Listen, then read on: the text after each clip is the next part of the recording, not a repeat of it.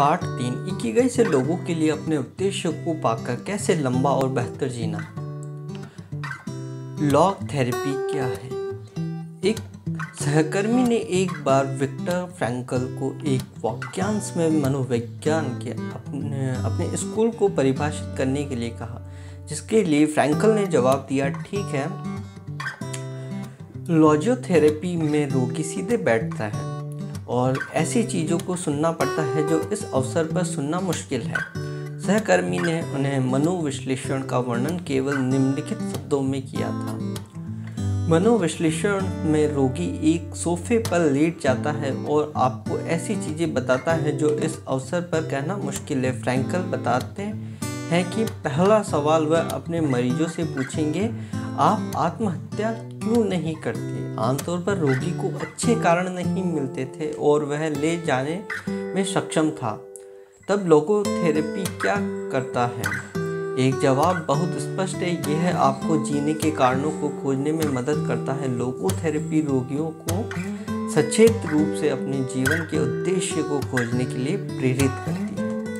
उनके न्यूरोस का सामना करने का आदेश अपने भाग्य को पूरा करने के लिए अपनी खोज तब उन्हें आगे बढ़ने के लिए प्रेरित करती है, अतीत की मानसिक जंजीरों को तोड़ती है और रास्ते में आने वाली बाधाओं से पार करती है। अपनी वियना क्लिनिक में फ्रैंकल द्वारा किए गए एक अध्ययन के लिए कुछ करने के लिए दोनों रोगियों और कर्मियों के बीच पाया गया कि लगभग 80% का मानना था कि मनुष्य को जीने के लिए एक कारण की आवश्यकता होती है और लगभग 60% ने महसूस किया कि उनके पास कोई है या उनके जीवन में कुछ मरने के लायक है। अर्थ की खोज, उद्देश्य की खोज एक व्यक्तिगत प्रेरणा शक्ति बन गई है जिसने फ्रैंकल को अपने लक्ष्य को प्राप्त करने की अनुमति दी। इन 5 कारणों में लॉग थेरेपी की प्रक्रिया का संक्षेप में प्रस्तुत किया जा सकता है। एक व्यक्ति खाली, निराश या चिंतित महसूस करता है। दूसरा, चिकित्सक उसे दिखाता है कि वह जो महसूस कर रहा है वह सार्थक जीवन पाने की इच्छा है। 3, रोगी को अपने जीवन का उद्देश्य उस विशेष समय में पता चलता है। 4, अपनी मर्जी से रोगी उस भाग्य को स्वीकार या अस्वीकार करने का निर्णय लेता है। 5, जीवन के लिए यह नया जुनून और बाधाओं को दूर करने में मदद करता है।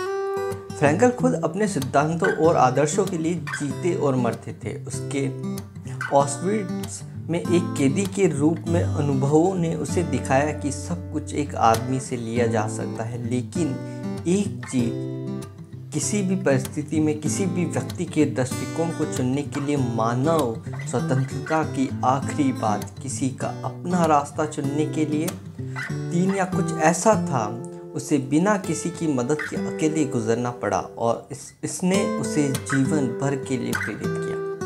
अपने लिए लड़े। अस्तित्वहीन निराशा तब पैदा होती है जब हमारा जीवन उद्देश्य के बिना होता है या जब ऐसा होता है उद्देश्य तिरछा है। फ्रैंकल के विचार में हालांकि इस हताश को एक विसंगति या न्यूरोसिस के लक्षण के रूप में देखने की आवश्यकता नहीं है। इसके बजाय यह एक सकारात्मक चीज हो सकती है, परिवर्तन के लिए एक उत्प्रेरक। लॉजियोथेरेपी इस निराशा को मानसिक बीमारी के रूप में नहीं देखती है जिस तरह से अन्य रूपों में चिकित्सा करते हैं, लेकिन आध्यात्मिक पीड़ा के रूप में एक प्राकृतिक और लाभकारी घटना है जो उन लोगों को भगाती है जो एक इलाज की तलाश में है, चाहे अपने दम पर या दूसरों की मदद से, और इसलिए जीवन में अधिक से अधिक संतुष्टि पाने के लिए यह उन्हें अपना भाग्य बदलने में मदद करता है। यदि व्यक्ति को ज़रूरत हो तो यह करने के लिए, यदि आवश्यक हो तो लोगोथेरेपी तस्वीर में प्रवेश करती है, अपने जीवन के उद्देश्य की खोज और बाद में संघर्षों पर काबू पाने में मार्गदर्शन, ताकि वह अपने उद्देश्य की ओर अग्रसर रह सके। मीन की खोज में फ्रैंकल नीत्शे की प्रसिद्ध रचनाओं में से एक का हवाला देता है, जिसके पास रहने के लिए क्यों है वह लगभग किसी भी तरह से सहन कर सकता है। अपने अनुभव के आधार पर फ्रैंकल का मानना था कि हमारा स्वास्थ्य उसी पर निर्भर करता है। प्राकृतिक तनाव जो कि भविष्य में हम जो हासिल करना चाहते हैं उसकी तुलना में अब तक जो हमने पूरा किया है उसकी तुलना करने से आता है। इसके बाद हमें एक शांतिपूर्ण अस्तित्व की आवश्यकता नहीं है, लेकिन एक चुनौती जिसे हम अपने निपटान में सभी कौशल को लागू करके पूरा करने का प्रयास कर सकते हैं। दूसरी ओर मौजूदा संकट आधुनिक समाजों की विशेषता है। लोग वही करते हैं जो उन्हें करने के लिए कहा जाता है या दूसरे जो करते हैं, बजाय इसके कि वे क्या करना चाहते हैं। वे अक्सर उन चीज़ों के बीच की खाई को भरने की कोशिश करते हैं जो उनसे अपेक्षित होती है और जो वे अपने लिए आर्थिक शक्ति या भौतिक सुख चाहते हैं, या अपनी इंद्रियों को सुन करके ये आत्महत्या तक भी पहुंचा सकता है। उदाहरण के लिए रविवार न्यूरोसिस जब दायित्वों के बिना होता है और वर्क वीक की प्रतिबद्धता व्यक्ति को पता चलता है कि वह अंदर कितना खाली है, उसका समाधान खोजना होगा। इन सबसे ऊपर उसे अपने उद्देश्य को खोजना होगा। बिस्तर से बाहर निकलने का उसका कारण उसकी इकिगाई। मैं अंदर से खाली महसूस करता हूँ। वियना पॉलीक्लिनिक अस्पताल में किए गए एक अध्ययन में फ्रैंकल की टीम ने पाया कि जिन रोगियों का उन्होंने साक्षात्कार लिया था उनमें से 55% अस्तित्व में कुछ संकट का अनुभव कर रहे थे। लोग थेरेपी के अनुसार जीवन में किसी के उद्देश्य की खोज एक व्यक्ति की मदद करती है उस अस्तित्वगत शून्य को भरे। फ्रैंकल एक व्यक्ति जिसने अपनी समस्याओं का सामना किया और अपने उद्देश्यों को कार्यों में बदल दिया, वह अपने जीवन में शांति से वापस देख सकता था क्योंकि वह बूढ़ा हो गया था। वह उन लोगों को ईर्ष्या नहीं करनी चाहिए जो अभी भी अपनी जवानी का आनंद ले रहे हैं, क्योंकि उन्होंने अनुभवों के एक व्यापक सेट को प्राप्त किया था जिसमें दिखाया गया था कि वह किसी चीज के लिए जीवित थे। लोग थेरेपी के माध्यम से बेहतर जीवन। कुछ प्रमुख विचार हम अपने जीवन का अर्थ नहीं बनाते हैं, जैसा कि शास्त्र ने दावा किया था। हम इसे खोजते हैं। हम में से प्रत्येक के पास होने का एक अनूठा कारण है जिसे वर्षों में एक बार समायोजित या परिवर्तित किया जा सकता है। जिस तरह चिंता अक्सर ठीक उसी चीज को लेकर आती है जिसकी आशंका थी, एक इच्छा पर अत्यधिक ध्यान या हाइपर इरादे उस इच्छा को पूरा होने से रोक सकता है। हास्य नकारात्मक चरकों को तोड़ने और चिंता को कम करने में मदद करता है। हम सभी में महान या भयानक काम करने की क्षमता है। जिस समीकरण का हम अंत करते हैं वह हमारे निर्णयों पर निर्भर करता है, न कि उस स्थिति पर जिसमें हम स्वयं को पाते हैं। अनुसरण करने वाले पृष्ठों में हम अर्थ और उद्देश्य की खोज को बेहतर ढंग से समझने के लिए फ्रैंकल के स्वयं के अभ्यास के 4 मामलों को देखेंगे। Case study Victor Frankel.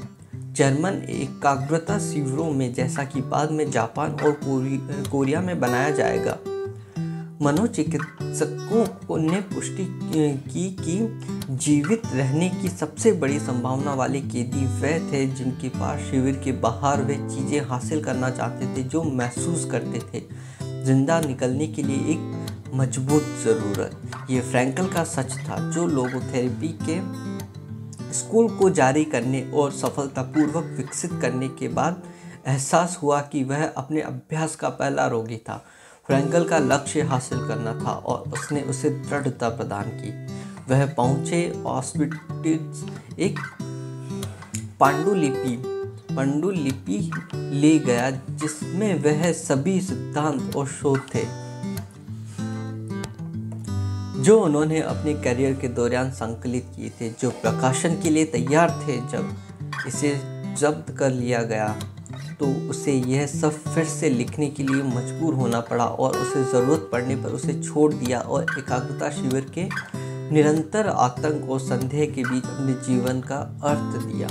इतना कुछ वर्षों में, और विशेष रूप से जब वह बीमार पड़ गया टाइफस के साथ, उन्होंने पाया कि कागज के किसी भी स्क्रैप पर खोए हुए काम से टुकड़े और महत्वपूर्ण शब्द लिखेंगे।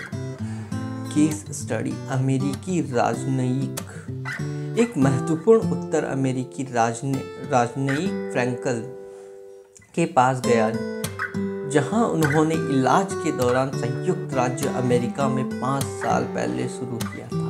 जब फ्रैंकल ने उनसे पूछा कि उन्होंने पहले स्थान पर चिकित्सा क्यों शुरू की, तो राजनयिक ने जवाब दिया कि उन्होंने अपनी नौकरी और अपने देश की अंतर्राष्ट्रीय नीतियों से नफरत है, जिसका उन्हें पालन करना और लागू करना था।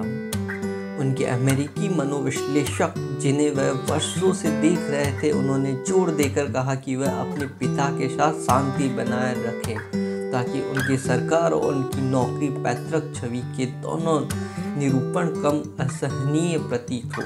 फ्रैंकल ने हालांकि उसे कुछ ही शत्रुओं में दिखाया कि उसकी हताश इस तथ्य के कारण है कि वह एक अलग करियर बनाना चाहता था, और राजनयिक ने उस विचार को ध्यान में रखते हुए अपने उपचार का निष्कर्ष निकाला। 5 साल बाद पूर्व राजनयिक ने फ्रैंकल को सूचित किया कि वह था उस समय के दौरान एक अलग पेशे में काम करना, और वह खुश था। फ्रैंकल के विचार में आदमी को न केवल उन सभी वर्षों की आवश्यकता थी, मनोविश्लेषक वह भी वास्तव में चिकित्सा की आवश्यकता में एक रोगी नहीं माना जा सकता है। वह बस एक नए जीवन के उद्देश्य की तलाश में था। जैसे ही उसने पाया, उसका जीवन गहरे अर्थों में ले गया। Case study. आत्महत्या करने वाली माँ। 11 साल की उम्र में मरने वाले एक लड़के की माँ को फ्रैंकल के क्लिनिक में भर्ती कराया गया था, क्योंकि उसने खुद को और अपने बेटे को मारने की कोशिश की थी। यह दूसरा बेटा था जिसे जन्म से ही लकवा मार गया था, जिसने उसे अपनी योजना को अंजाम देने से रोक रखा था। उसका मानना था कि उसके जीवन का एक उद्देश्य था, और अगर उसकी माँ ने उन दोनों को मार दिया तो यह उसे उसके लक्ष्य को प्राप्त करने से रोक देगा। महिला ने एक समूह सत्र में अपनी कहानी साझा की। उसकी मदद करने के लिए फ्रैंकल ने पूछा। एक अन्य महिला ने एक काल्पनिक स्थिति की कल्पना की, जिसमें वह अपने मृत, वृद्ध और धनी लेकिन निसंतान पर लेट गए। महिला ने जोर देकर कहा कि उस स्थिति में उसे लगा कि उसकी जीवन असफल हो गया है। जब आत्महत्या करने वाली माँ को एक ही व्यायाम करने के लिए कहा गया तो कल्पना करना। अपनी मृत्यु के बाद उसने पीछे देखा और महसूस किया कि उसने अपनी शक्ति में अपने बच्चों के लिए, उन दोनों के लिए सब कुछ किया है। उसने अपने लकवाग्रस्त बेटे को एक अच्छा जीवन दिया था, और वह एक दयालु, उचित रूप से खुश व्यक्ति में बदल गया था। यह कहते हुए वह रोते हुए कहती है, अपने लिए मैं अपने जीवन को शांति से देख सकती हूँ, क्योंकि मैं कह सकता हूँ कि मेरा जीवन अर्थ से भरा था, और मैंने इसे पूरी तरह से जीने की पूरी कोशिश की है। मैंने अपना सर्वश्रेष्ठ प्रदान किया है। मैंने अपने बेटे के लिए अपना सर्वश्रेष्ठ प्रदर्शन किया है। मेरा जीवन कोई असफल नहीं था। मैंने अपना सर्वश्रेष्ठ किया है। मैंने अपने बेटे के लिए अपना सर्वश्रेष्ठ प्रदान किया है। मेरा जीवन कोई असफल नहीं था। इस तरह उसकी मृत्यु पर खुद की कल्पना करके और पीछे मुड़कर देखें। आत्महत्या करने वाली माँ ने यह अर्थ पाया कि हालांकि वह इसके बारे में नहीं जानती थी, उसका जीवन पहले से ही था। Case study. दुखी पीड़ित डॉक्टर। एक बुजुर्ग डॉक्टर 2 साल पहले अपनी पत्नी की मृत्यु के बाद गिर गए गहरे अवसाद को दूर करने में असमर्थ मदद के लिए फ्रैंकल गया। फ्रैंकल ने उसे सलाह देने या उसकी स्थिति का विश्लेषण करने के बजाय उससे पूछा, अगर वह वही होता जो पहले मर चुका होता। डॉक्टर भयभीत ने उत्तर दिया कि यह उसकी गरीब पत्नी के लिए भयानक होगा, कि उसे बहुत पीड़ा हुई होगी। किस फ्रैंकल ने जवाब दिया, आप देखते हैं डॉक्टर, आपने उसे पीड़ित करने की पूरी कोशिश की है, लेकिन इसके लिए आपको जो कीमत चुकानी होगी वह बची रहेगी और उसका शोक होगा। डॉक्टर ने एक और शब्द नहीं कहा। उन्होंने बाद में फ्रैंकल के कार्यकाल को शांति से छोड़ दिया। चिकित्सक का हाथ अपने हाथ में लेना, वह अपनी प्यारी पत्नी के स्थान पर दर्द को सहन करने में सक्षम था। उनके जीवन को एक उद्देश्य दिया गया था। मोरिता चिकित्सा। उसी दशक में जो कुछ वर्ष पहले लोजोथेरेपी के रूप में अस्तित्व में आया था, वास्तव में सोमा मोरिता ने जापान में अपना उद्देश्य केंद्रित चिकित्सा बनाया था। वह न्यूरोसिस, जुनूनी बाध्यकारी विकार और पोस्ट ट्रॉमेटिक तनाव के उपचार में प्रभावी साबित हुआ। मनोचिकित्सक होने के अलावा सोमा मोरिता एक जैन बौद्ध थी और उनकी चिकित्सा ने जापान पर एक स्थायी आध्यात्मिक निशान छोड़ दिया। चिकित्सा के कई पश्चिमी रूपों को नियंत्रित या संशोधित करने पर ध्यान केंद्रित किया जाता है। रोगी की भावनाएं। पश्चिम में हम यह मानते हैं कि हम जो सोचते हैं उसे प्रभावित करते हैं कि हम कैसा महसूस करते हैं, जो बदले में हम कैसे कार्य करते हैं। इसके विपरीत मोरिता थेरेपी रोगियों को अपनी भावनाओं को स्वीकार करने के लिए उन्हें नियंत्रित करने की कोशिश किए बिना स्वीकार करने पर ध्यान केंद्रित करती है, क्योंकि उनकी भावनाओं को उनके कार्यों के परिणाम स्वरूप बदल जाएगा। रोगी की भावनाओं को स्वीकार करने के अलावा मोरिता थेरेपी की तलाश करता है। क्रियाओं के आधार पर नई भावनाएं बनाएं। मोरिता के अनुसार इन भावनाओं को अनुभव और पुनरावृत्ति के माध्यम से सीखा जाता है। मोरिता थेरेपी लक्षणों को खत्म करने के लिए नहीं है, इसके बजाय यह हमें सिखाता है हमारी इच्छाओं, चिंताओं, आशंकाओं और चिंताओं को स्वीकार करने और उन्हें जाने दें। जैसा कि मोरिता ने अपनी पुस्तक मोरिता थेरेपी और true nature of anxiety based disorder में लिखा है, भावनाओं में धनी और उदार होना सबसे अच्छा है। मोरिता ने निम्नलिखित के साथ नकारात्मक भावना को जाने देने का विचार समझाया। कल्पित कहानी। एक गधा जो रस्सी में से एक पद से बंधा होता है, वह खुद को मुक्त करने के प्रयास में पद के चारों ओर घूमता रहेगा, केवल अधिक स्थिर और पद के साथ संलग्न होने के लिए। यही बात उन जुनूनी सोच वाले लोगों पर लागू होती है जो अपने डर और तकलीफ से बचने की कोशिश में अपनी ही खुद में फंस जाते हैं। मोरिता चिकित्सा के मूल सिद्धांत। 1. अपनी भावनाओं को स्वीकार करें। यदि हमारे पास जुनूनी विचार है तो हमें कोशिश नहीं करनी चाहिए, उन्हें नियंत्रित करें या उनसे छुटकारा पाएं। यदि हम करते हैं तो वे अधिक तीव्र हो जाते हैं।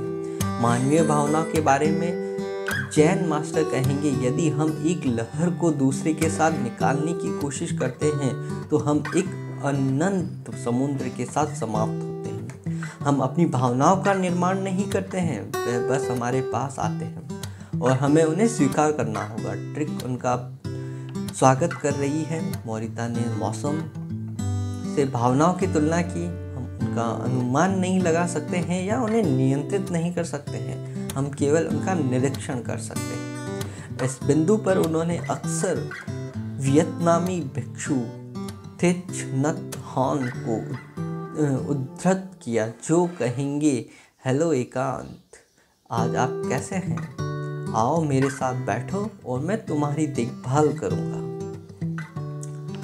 2. वही करें जो आपको करना चाहिए। हमें लक्षणों को खत्म करने पर ध्यान नहीं देना चाहिए, क्योंकि रिकवरी अपने आप आ जाएगी। हमें वर्तमान क्षण पर ध्यान केंद्रित करना चाहिए और यदि हम पीड़ित हैं तो उस दुख को स्वीकार करने पर इन सबसे ऊपर हमें स्थिति को बौद्धिक करने से बचना चाहिए। चिकित्सक का मिशन रोगी के चरित्र को विकसित करना है ताकि वह किसी भी स्थिति का सामना कर सके, और चरित्र हमारे द्वारा की जाने वाली चीज़ों में आधारित है। मोरिता थेरेपी अपने रोगियों को स्पष्टीकरण नहीं देती है, बल्कि उन्हें अपने कार्यों और गतिविधियों से सीखने की अनुमति देती है। ये आपको नहीं बताता है कि कैसे ध्यान करें या कैसे एक डायरी रखें, जिस तरह से पश्चिमी चिकित्सा करते हैं। ये अनुभव के माध्यम से खोजों को बनाने के लिए रोगी पर निर्भर है। 3. अपने जीवन के उद्देश्य की खोज करें। हम अपनी भावना को नियंत्रित नहीं कर सकते, लेकिन हम ले सकते हैं। हर दिन हमारे कार्यों का प्रभाव यही कारण है कि हमें अपने उद्देश्य की स्पष्ट समझ होनी चाहिए और हमेशा मोरिता के मंत्र को ध्यान में रखना चाहिए। हमें अभी क्या करने की आवश्यकता है, हमें क्या कार्रवाई करनी चाहिए। इसे प्राप्त करने की कुंजी आपकी इकिगाई को खोजने के लिए अपने अंदर देखने का साहस कर रही है। मोरिटा थेरेपी के 4 चरण। मोरिटा का मूल उपचार जो 15 से 21 दिनों तक चलता है में निम्न चरण होते हैं। 1. अलगाव और आराम 5 से 7 दिन। उपचार के पहले सप्ताह के दौरान रोगी बिना किसी बाहरी उत्तेजना के एक कमरे में आराम करता है। कोई टेलीविज़न, किताबें, परिवार, दोस्त या बोलना नहीं। सभी रोगी उसके विचार हैं। वह ज़्यादातर दिन लेट रहता है और चिकित्सक द्वारा नियमित रूप से दौरा किया जाता है, जो यथासंभव उसके साथ बातचीत से बचने की कोशिश करता है। चिकित्सक बस रोगी को सलाह देता है कि वह अपनी भावनाओं के उत्थान और पतन का अवलोकन करता रहे, क्योंकि वह वहाँ रहता है। जब रोगी ऊब जाता है और चीज़ों को फिर से करना शुरू करना चाहता है, तो वह चिकित्सा के अगले चरण पर जाने के लिए तैयार है। प्रकाश व्यावसायिक चिकित्सा 5 से 7 दिन। इस अवस्था में रोगी चुप्पी में दोहराव कार्य करता है। इनमें से एक अपने विचारों और भावनाओं के बारे में एक डायरी रख रहा है। रोगी 1 सप्ताह में बंद होने के बाद बाहर चला जाता है, प्रकृति में चलता है और सांस लेने के व्यायाम करता है। वह बागवानी, ड्राइंग या पेंटिंग जैसी साधारण गतिविधियां भी करना शुरू कर देता है। इस चरण के दौरान रोगी को अभी भी किसी से बात करने की अनुमति नहीं है, चिकित्सक को छोड़कर। 3. व्यावसायिक चिकित्सा 5 से 7 दिन। इस अवस्था में रोगी प्रदर्शन करता है। ऐसे कार्य जिनमें शारीरिक गति की आवश्यकता होती है। डॉक्टर मोरिता अपने मरीजों को लकड़ी काटने के लिए पहाड़ों पर ले जाना पसंद करते थे। शारीरिक कार्यों के अलावा रोगी अन्य गतिविधियों में भी डूब जाता है, जैसे कि लेखन, पेंटिंग या मिट्टी के पात्र बनाना। रोगी इस स्तर पर दूसरों के साथ बात कर सकता है, लेकिन केवल हाथों में कार्यों के बारे में। 4. सामाजिक जीवन और वास्तविक दुनिया में वापसी। रोगी अस्पताल छोड़ देता है और सामाजिक जीवन के लिए पुनः प्रस्तुत किया गया है, लेकिन उपचार के दौरान विकसित ध्यान और व्यावसायिक चिकित्सा की प्रथाओं को बनाए रखता है। विचार एक नए व्यक्ति के रूप में उद्देश्य की भावना के साथ और सामाजिक या भावनात्मक दबावों द्वारा नियंत्रित किए बिना समाज को पुनः प्रस्तुत करने के लिए। नाइकन ध्यान। मोरिता नाइकन आत्मनिरीक्षण ध्यान के लिए एक महान जैन मास्टर थे। उनकी अधिकांश चिकित्सा उनके ज्ञान और इस विद्यालय की महारत पर आधारित है, जो 3 प्रश्नों पर केंद्र में है, जो व्यक्ति को स्वयं से पूछना चाहिए। मुझे व्यक्ति एक्स से क्या मिला है? मुझे व्यक्ति एक्स को क्या दिया है? मुझे एक्स के कारण किन समस्याओं का सामना करना पड़ा है?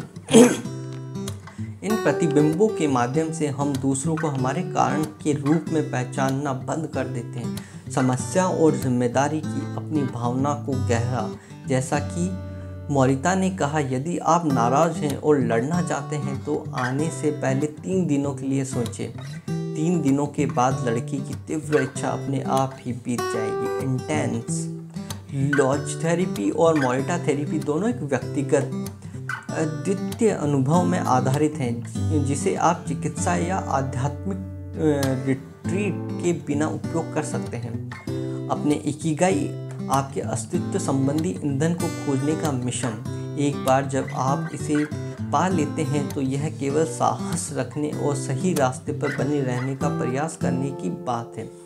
निम्नलिखित अध्यायों में हम उन मूलभूत उपकरणों पर एक नज़र डालेंगे जिन्हें आपको प्राप्त करने की आवश्यकता है। उस रास्ते के साथ आगे बढ़ना, उन कार्यों में प्रवाह खोजना जिन्हें आप करने के लिए चुना है, संतुलित और दिमागदार तरीके से खा रहे हैं, कम तीव्रता वाले व्यायाम कर रहे हैं और जब मुश्किलें आती हैं तब नहीं देना सीखते हैं। ऐसा करने के लिए आपको यह स्वीकार करना होगा कि दुनिया इसमें रहने वाले लोगों की तरह अपूर्ण है, लेकिन यह अभी भी विकास और उपलब्धि के अवसरों से भरा है। क्या आप अपने आप को अपने जुनून में फेंकने के लिए तैयार हैं, जैसे कि यह दुनिया में सबसे महत्वपूर्ण चीज़ थी। आप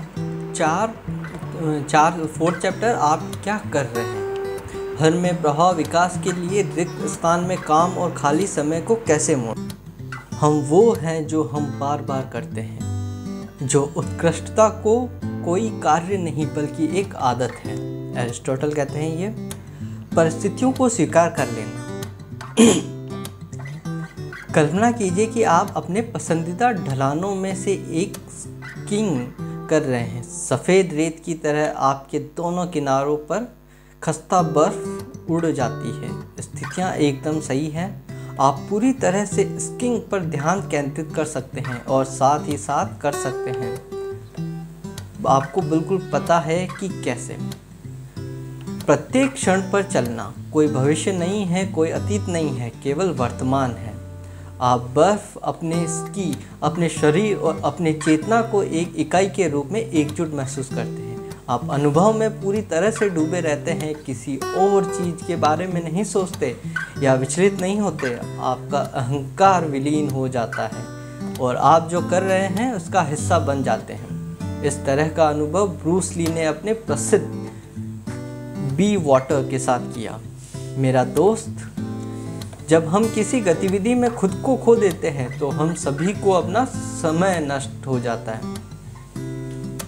हम आनंद लेते हैं, हम खाना बनाना शुरू करते हैं और इससे पहले कि हम ये जानते हैं कई घंटे बीत चुके हैं। हम एक दोपहर एक पुस्तक के साथ बिताते हैं और जब तक हम सूर्यास्त को नोटिस नहीं करते और जब तक हम खाना नहीं खा लेते तब तक दुनिया को भूल जाते हैं। हम सर्फिंग करते हैं और ये महसूस नहीं करते हैं कि अगले दिन तक हमने पानी में कितने घंटे बिताए हैं। जब हमारी मांसपेशियों में दर्द होता है, विपरीत भी हो सकता है। जब हमें कोई कार्य पूरा करना होता है तो हम नहीं चाहते हैं। हर मिनट ऐसा करना जीवन भर के लिए लगता है और हम अपनी घड़ी को देखना बंद नहीं कर सकते। जैसा कि आइंस्टीन को जिम्मेदार ठहराया जाता है, 1 मिनट के लिए गर्म स्टोव पर अपना हाथ रखो और 1 घंटे की तरह लगता है। 1 घंटे के लिए एक सुंदर लड़की के साथ बैठो, वह 1 मिनट की तरह लगता है। यह सापेक्षता है। मज़ेदार बात यह है कि कोई और वास्तव में एक ही कार्य का आनंद ले सकता है, लेकिन हम जितनी जल्दी हो सके ख़त्म करना चाहते हैं। हमें कोई करने में इतना मज़ा आता है कि हमें जो कुछ भी भूल जाते हैं।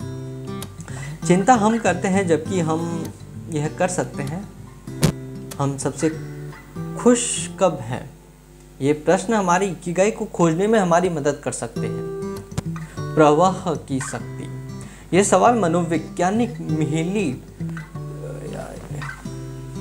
चिसिज़ेंटमिहेली के अनुसंधान के दिल में भी है कि हम जो कर रहे हैं उसमें पूरी तरह से डूबे रहने के अनुभव में हैं। चिसिज़ेंटमिहेली ने इस स्थिति को प्रवाह कहा और इसे आनंद, खुशी, रचनात्मकता और प्रक्रिया के रूप में वर्णित किया। जब हम पूरी तरह से जीवन में डूब जाते हैं, खुशी पाने का कोई जादुई नुस्खा नहीं है अपने हिसाब से जीने के लिए इकिगाई, लेकिन एक महत्वपूर्ण घटना प्रवाह की इस स्थिति तक पहुंचने की क्षमता है और इस राज्य के माध्यम से इष्टतम अनुभव है। इस इष्टतम अनुभव को प्राप्त करने के लिए हमें इसे बढ़ाने पर ध्यान केंद्रित करना होगा। समय हम गतिविधियों पर खर्च करते हैं जो हमें प्रवाह की इस स्थिति में लाते हैं, बजाय खुद को उन गतिविधियों में फंसने की अनुमति देने के जो तत्काल आनंद प्रदान करते हैं, जैसे कि बहुत अधिक खाने, ड्रग्स या शराब का सेवन करना या टीवी के सामने खुद को चॉकलेट के साथ भराई करना। जैसा कि चिसिज़ेंटमिहेली अपनी पुस्तक flow the psychology of optimal में दावा करता है, अनुभव प्रवाह वह स्थिति है जिसमें लोग एक ऐसी गतिविधि में शामिल होते हैं जो कुछ और नहीं लगता है। अनुभव ही इतना सुखद है कि लोग इसे करने के लिए बहुत अधिक कीमत पर भी ऐसा करेंगे। यह न केवल रचनात्मक पेशेवर है जिन्हें उच्च खुराक की आवश्यकता होती है, एकाग्रता जो प्रवाह को बढ़ावा देती है। अधिकांश एथलीट, शतरंज खिलाड़ी और इंजीनियर भी अपना अधिकांश समय उन गतिविधियों पर खर्च करते हैं जो उन्हें इस राज्य में लाती है। जैसी महली के शोध के अनुसार शतरंज का खिलाड़ी भी ऐसा ही महसूस करता है।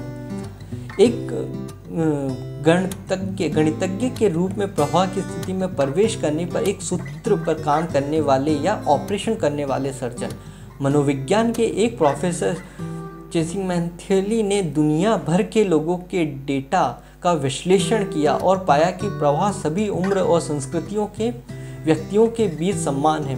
न्यूयॉर्क और ओकिनावा में हम सभी उसी तरह से प्रवाह की स्थिति में पहुंचते हैं, लेकिन जब हम उस अवस्था में होते हैं तो हमारे दिमाग में क्या होता है? जब हम प्रवाहित होते हैं तो हम बिना किसी विक्षेप के एक ठोस कार्य पर केंद्रित होते हैं। हमारा मन क्रम में है। विपरीत तब होता है जब हम कुछ करने की कोशिश करते हैं जबकि हमारा दिमाग दूसरी चीज़ों पर होता है। यदि आप अक्सर अपने आप को कुछ पर काम करते समय ध्यान केंद्रित खो देते हैं, महत्वपूर्ण पर विचार करें। प्रवाह को प्राप्त करने की संभावना को बढ़ाने के लिए आप कई रणनीतियाँ अपना सकते हैं। रणनीति एक मुश्किल काम चुनें, लेकिन बहुत मुश्किल नहीं। सैफर का मॉडल हमें उन कार्यों को करने के लिए प्रोत्साहित करता है जिन्हें पूरा करने का मौका हमारे पास है, लेकिन जो हमारी सुविधा क्षेत्र से थोड़ा बाहर है। प्रत्येक कार्य, खेल या नौकरी में नियमों का एक सेट होता है और हमें अनुसरण करने के लिए कौशल के एक सेट की आवश्यकता होती है। उन्हें यदि किसी कार्य को पूरा करने या किसी उद्देश्य को प्राप्त करने के नियम हमारे कौशल सेट के बहुत बुनियादी हैं, तो हम संभवतः ऊब जाएंगे। ऐसी गतिविधियाँ जो उदासीनता के लिए बहुत आसान है, यदि दूसरी ओर हम अपने आप को एक कार्य सौंपते हैं जो बहुत कठिन है तो हम नहीं कर सकते। इसे पूरा करने के लिए कौशल है और लगभग निश्चित रूप से हार मान लेंगे और निराश महसूस करेंगे। बूट करने के लिए आदर्श एक मध्य मार्ग खोजना है जो हमारी क्षमताओं के साथ गठबंधन करता है, लेकिन बस थोड़ा खिंचाव। इसलिए हम इसे एक चुनौती के रूप में अनुभव करते हैं। अर्नेस्ट हेमिंग्वे के कहने का मतलब यह है कि कभी कभी मैं जितना बेहतर कर सकता हूँ उससे बेहतर लिखता हूँ। हम अंत तक चुनौतियों को देखना चाहते हैं क्योंकि हम आनंद की भावना का आनंद लेते हैं, खुद को धकेलना। बर्ट्रैंड रसेल ने एक समान विचार व्यक्त किया जब उन्होंने कहा, काफ़ी समय तक ध्यान केंद्रित करने में सक्षम होना कठिन उपलब्धि है। यदि आप एक ग्राफिक डिज़ाइनर हैं तो आपने अगले के लिए एक नया सॉफ्टवेयर प्रोग्राम सीखें। परियोजना, यदि आप एक प्रोग्रामर हैं तो एक नई प्रोग्रामिंग भाषा का उपयोग करें। यदि आप एक नर्तक हैं तो अपनी अगली दिनचर्या में एक आंदोलन को शामिल करने का प्रयास करें जो वर्षों से असंभव लग रहा है। कुछ अतिरिक्त जोड़ें, कुछ ऐसा जो आपको अपने आराम से बाहर ले जाए क्षेत्र। यहाँ तक कि कुछ करना सरल है। पढ़ने के रूप में कुछ नियमों का पालन करने का मतलब है निश्चित योग्यता और ज्ञान होना। यदि हम भौतिक में विशेषज्ञों के बिना क्वांटम यांत्रिकी पर एक पुस्तक पढ़ने के लिए तैयार हैं तो हम स्वयं भौतिकी में विशेषज्ञ नहीं हैं। हम शायद कुछ मिनटों के बाद छोड़ देंगे। स्पेक्ट्रम के दूसरे छोर पर अगर हम पहले से ही बहुत कुछ जानते हैं कि कोई किताब हमें बताती है जो हम तुरंत ऊब जाएंगे। हालांकि अगर पुस्तक हमारे ज्ञान और क्षमताओं के लिए उपयुक्त है और बनाता है जो हम पहले से जानते हैं, उस पर हम अपने पढ़ने में डूब जाते हैं और समय बह जाएगा। यह खुशी और संतुष्टि इस बात का प्रमाण है कि हम अपनी इकिगाई के साथ हैं। आसान बैरियत, चुनौतीपूर्ण प्रवाह, हमारी क्षमताओं से परे चिंता। रणनीति 2, एक स्पष्ट ठोस उद्देश्य रखें। Video game moderation board games में खेले जाते हैं। वो खेल प्रवाह को प्राप्त करने के लिए शानदार तरीके हैं क्योंकि उद्देश्य बहुत स्पष्ट है। स्पष्ट रूप से परिभाषित नियमों के एक सेट का पालन करते हुए अपनी प्रतिद्वंदी या अपने खुद के रिकॉर्ड को हराएं। दुर्भाग्य से अधिकांश स्थितियों में उद्देश्य स्पष्ट नहीं है। बॉस्टन कंसल्टिंग ग्रुप के एक अध्ययन के अनुसार जब उनके उनके बारे में पूछा गया, बॉस बहुराष्ट्रीय नियमों में कर्मचारियों की नंबर 1 शिकायत यह है कि वे टीम के मिशन को स्पष्ट रूप से संवाद नहीं करते हैं और परिणाम स्वरूप कर्मचारियों को पता नहीं है कि उनके उद्देश्य क्या हैं। अक्सर क्या होता है विशेष रूप से बड़ी कंपनियों में यह है कि अधिकारी खो जाते हैं। जुनूनी योजना के विवरण में इस तथ्य को छिपाने के लिए रणनीति बनाना कि उनका स्पष्ट उद्देश्य नहीं है। यह एक नक्शे के साथ समुद्र की ओर बढ़ रहा है लेकिन कोई गंतव्य नहीं है। एक ठोस उद्देश्य की ओर इशारा करते हुए कंपास होना बहुत अधिक महत्वपूर्ण है एक नक्शा है की तुलना में। MIT मीडिया लैब के निदेशक जोई इटो हमें अनिश्चितता के मानचित्र के सिद्धांत का उपयोग करने के लिए प्रोत्साहित करते हैं, जो हमारी अनिश्चितता की दुनिया को नेविगेट करने के लिए एक उपकरण के रूप में है। Wheel place how to survivor our faster future नामक पुस्तक में उन्होंने और जेफ होवे ने लिखा है, एक अप्रत्याशित दुनिया में और अधिक तेजी से आगे बढ़ते हुए एक विस्तृत नक्शा आपको अनावश्यक रूप से उच्च लागत पर जंगल में गहरे ले जा सकता है। एक अच्छा कंपास हालांकि हमेशा आपको ले जाएगा जहां आपको जाने की आवश्यकता है। इसका मतलब यह नहीं है कि आपको आपकी यात्रा बिना किसी विचार के शुरू करनी चाहिए। इसका क्या मतलब है? ये समझना कि जब आपके लक्ष्य तक का रास्ता सीधा नहीं हो सकता है तो आप तेजी से और अधिक कुशलता से खत्म करेंगे यदि आपने एक पूर्व निर्धारित मार्ग के साथ ट्रूड किया था। व्यवसाय में रचनात्मक पेशे और शिक्षा एक जैसे हैं। यह महत्वपूर्ण है। काम शुरू करने, अध्ययन करने या कुछ बनाने से पहले हम जो हासिल करने की उम्मीद करते हैं उसे प्रतिबिंबित करें। हमें खुद से इस तरह के प्रश्न पूछने चाहिए। स्टूडियो में आज के सत्र के लिए मेरा उद्देश्य क्या है? अगले महीने आने वाले लेख के लिए मैं आज कितने शब्द लिखने जा रहा हूँ? मेरी टीम का मिशन क्या है? सप्ताह के अंत तक मैं उस सोनाटा को एल्ग्रो टेम्पो में खेलने के लिए कल कितनी तेजी से सेट कर दूंगा। एक स्पष्ट उद्देश्य होना प्रवाह को प्राप्त करने में महत्वपूर्ण है, लेकिन हमें भी करना होगा। जब हम व्यापार में उतरते हैं तो इसे पीछे छोड़ना जानते हैं। एक बार यात्रा शुरू होने के बाद हमें इस पर ध्यान दिए बिना इस उद्देश्य को ध्यान में रखना चाहिए। जब ओलंपिक एथलीट स्वर्ण पदक के लिए प्रतिस्पर्धा करते हैं तो वे ये सोचना बंद नहीं कर सकते कि कैसे सुंदर पदक है।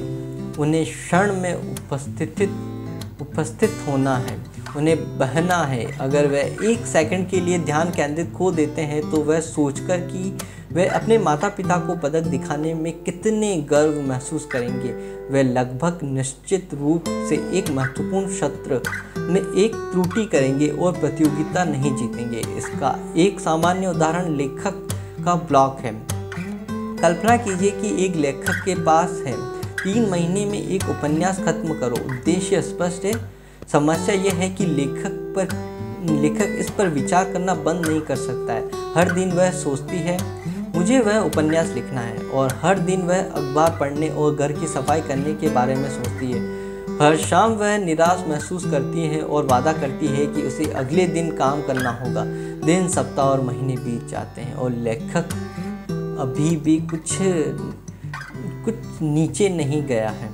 पृष्ठ पर जब ये सब लिखा जाता है तो नीचे बैठकर उस पहले शब्द को प्राप्त करना होता है, फिर दूसरा, उसे इकिगाई व्यक्त करते हुए परियोजना के साथ बहने के लिए। जैसे ही आप ये पहले छोटे कदम उठाएंगे आपकी चिंता गायब हो जाएगी और आप आपके द्वारा की जा रही गतिविधि में एक सुखद प्रवाह प्राप्त करेगा। अल्बर्ट आइंस्टीन को वापस मिल रहा है। एक खुश आदमी भविष्य पर रहने के लिए वर्तमान में बहुत संतुष्ट है। रणनीति 3, किसी एक कार्य पर ध्यान लगाओ। यह शायद आज की सबसे बड़ी बाधाओं में से एक है, जो कि इतनी प्रौद्योगिकी और बहुत सारे विपक्षों के साथ है। हम ईमेल लिखते हैं, समय यूट्यूब पर एक वीडियो सुन रहे हैं, जब अचानक एक प्रॉम्प्ट करता है और हम उसका उत्तर देते हैं, तब हमारा स्मार्टफोन हमारी जेब में कंपन करता है। जैसे ही हम उस संदेश का जवाब देते हैं, हम अपने कंप्यूटर पर वापस आ जाते हैं, फेसबुक पर लॉग इन करते हैं। बहुत जल्द 30 मिनट बीत चुके हैं और हम भूल गए हैं कि ईमेल क्या है। हम लिख रहे थे कि बारे में होना चाहिए था। यह भी कभी कभी होता है जब हम रात के खाने के साथ मूवी डालते हैं और नहीं करते हैं। महसूस करें कि जब तक हम आखिरी काट नहीं लेते तब तक सामन कितना स्वादिष्ट था। हम अक्सर सोचते हैं कि कार्यों के संयोजन से हमें समय की बचत होगी, लेकिन वैज्ञानिक प्रमाण दिखाता है कि इसका विपरीत प्रभाव है। यहाँ तक कि जो लोग मल्टीटास्किंग में अच्छा होने के दावा करते हैं वे बहुत उत्पादक नहीं हैं। वास्तव में वे कम से कम उत्पादक लोग हैं। हमारे दिमाग जानकारी के लाखों बिट्स में ले जा सकते हैं, लेकिन केवल वास्तव में प्रति सेकंड कुछ दर्जन प्रक्रिया करें। जब हम कहते हैं कि हम मल्टीटास्किंग कर रहे हैं, तो जो हम वास्तव में कर रहे हैं वह बहुत जल्दी कार्यों के बीच आगे पीछे हो रहा है। दुर्भाग्य से हम कंप्यूटर समानांतर प्रसंस्करण पर निर्भर नहीं हैं। हम अपनी सभी ऊर्जा को कार्यों के बीच बारी बारी से खर्च करते हैं, इसके बजाय उनमें से एक को अच्छी तरह से करने पर ध्यान केंद्रित करते हैं। एक समय में एक चीज़ पर ध्यान केंद्रित करना सबसे महत्वपूर्ण कारक हो सकता है। प्रभाव प्राप्त करना। चिचिसेंसमेहली के अनुसार हमें एक कार्य पर ध्यान केंद्रित करने की आवश्यकता है। एक व्याकुलता रहित वातावरण में होना। दूसरा, हर पल हम जो कर रहे हैं उस पर नियंत्रण रखना। यदि हम इसके नियंत्रण में हैं तो प्रौद्योगिकी बहुत अच्छी है, यदि हम नियंत्रण में हैं तो यह बहुत अच्छा नहीं है। हमारा उदाहरण के लिए, यदि आपको एक शोध पत्र लिखना है तो आप अपने कंप्यूटर पर बैठ सकते हैं और अपनी ज़रूरत की जानकारी देखने के लिए गूगल का उपयोग कर सकते हैं। हालांकि यदि आप बहुत अनुशासित नहीं है तो आप उस कागज़ को लिखने के बजाय वेब पर सर्फिंग कर सकते हैं। उस स्थिति में गूगल और इंटरनेट ने आपको खींच लिया होगा।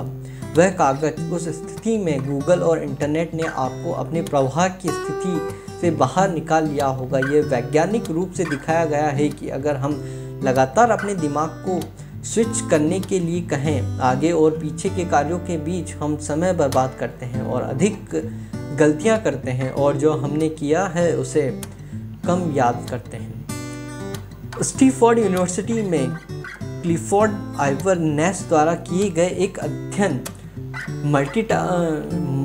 मल्टीटास्किंग की महामारी से पीड़ित हमारी पीढ़ी का वर्णन करे। इस तरह के एक अध्ययन में सैकड़ों छात्रों के व्यवहार का विश्लेषण किया।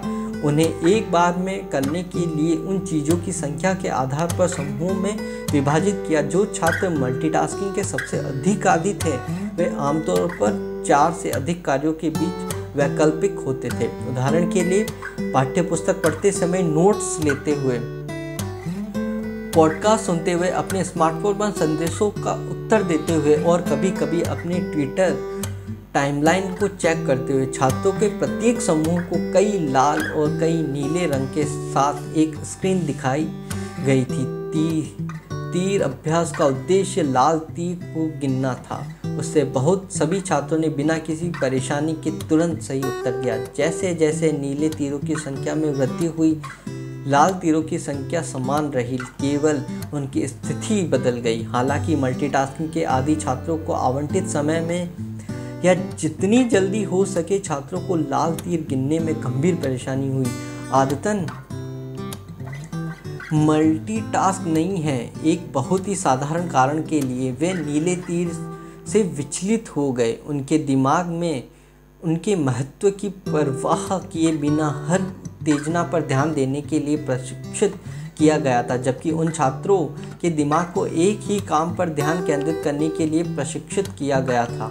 इस मामले में लाल तीर गिनना और नीले रंग की अनदेखी करना अन्य अध्ययनों से संकेत मिलता है। कई चीज़ों पर काम करने के बाद एक बार हमारा काम कम हो जाता है। कम से कम 60% की उत्पादकता और 10 से अधिक अंकों से हमारा IQ Swedish council for working life and social द्वारा वित्त पोषित एक अध्ययन शोध में पाया गया कि 20 और 24 साल की उम्र के बीच 4000 से अधिक युवा वयस्कों का एक नमूना समूह जो अपने स्मार्टफोन के आदी थे, कम नींद लेते थे, स्कूल में अपने समुदाय से कम जुड़े हुए महसूस करते थे और अवसाद के लक्षण दिखाने की अधिक संभावना थी। इस प्रवाह बाधा महामारी का शिकार होने से बचने के लिए हम क्या कर सकते हैं? किस तरह क्या हम एक काम पर ध्यान केंद्रित करने के लिए अपने दिमाग को प्रशिक्षित कर सकते हैं?